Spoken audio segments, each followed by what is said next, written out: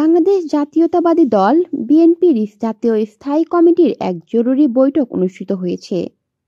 সোমবার সন্ধ্যা 6:30 থেকে রাত 9টা পর্যন্ত রাজধানীর গুলশানে দলের চেয়ারপারসনের রাজনৈতিক কার্যালয়ে এ বৈঠক অনুষ্ঠিত হয়।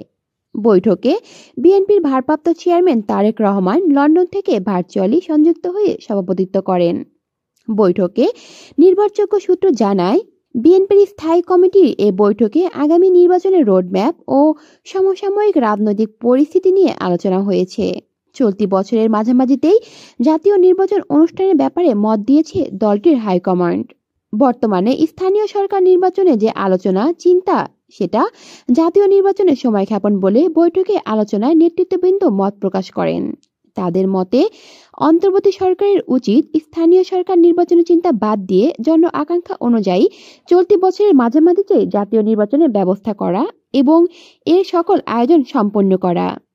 সূত্র আরও জানায়, বিএনপির স্থায়ী কমিটির বৈঠকে বিএনপির নেতারা সভা সেমিনারের মাধ্যম দিয়ে নির্বাচনের ওই দাবিকে শীঘ্রই সামনে নিয়ে আসবে।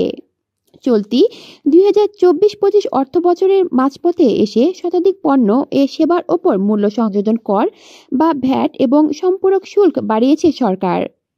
জানা গেছে, বৈঠকে এই ভ্যাট এবং ট্যাক্স বৃদ্ধির ঘটনায় ক্ষোভ প্রকাশ করা হয়েছে।